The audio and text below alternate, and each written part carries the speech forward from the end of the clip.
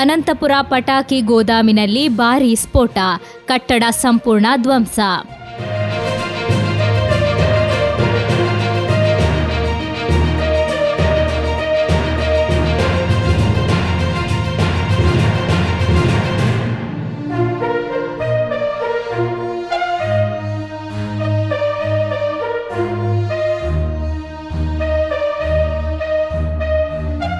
ಕುಂಬಳೆ ಅನಂತಪುರ ಕೈಗಾರಿಕಾ ಪ್ರಾಂಗಣದಲ್ಲಿ ಪಟಾಕಿ ನಿರ್ಮಾಣ ಘಟಕ ಅಗ್ನಿಗಾಹುತಿಯಾಗಿ ಬೃಹತ್ ಸ್ಫೋಟದೊಂದಿಗೆ ಕಟ್ಟಡ ಛಿದ್ರವಾಗಿದೆ.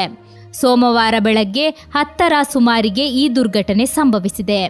ಕೈಗಾರಿಕಾ ಪ್ರಾಂಗಣದಲ್ಲಿ ಕಾರ್ಯಾಚರಿಸುವ ರೆಡ್ ಫೋರ್ಟ್ ಸಿಡಿಮದ್ದು ನಿರ್ಮಾಣ ಘಟಕದ ಗೋದಾಮಿನಲ್ಲಿ ಅಗ್ನಿ ಅನಾಹುತ ಸಂಭವಿಸಿದೆ.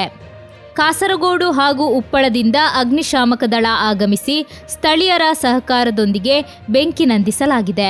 ಕಟ್ಟಡ ಸಂಪೂರ್ಣ ಕುಸಿದು ಛಿದ್ರವಾಗಿದೆ. ಜೀವಪಾಯ ಸಂಭವಿಸಿದ ಬಗ್ಗೆ ವರದಿಯಾಗಿಲ್ಲ.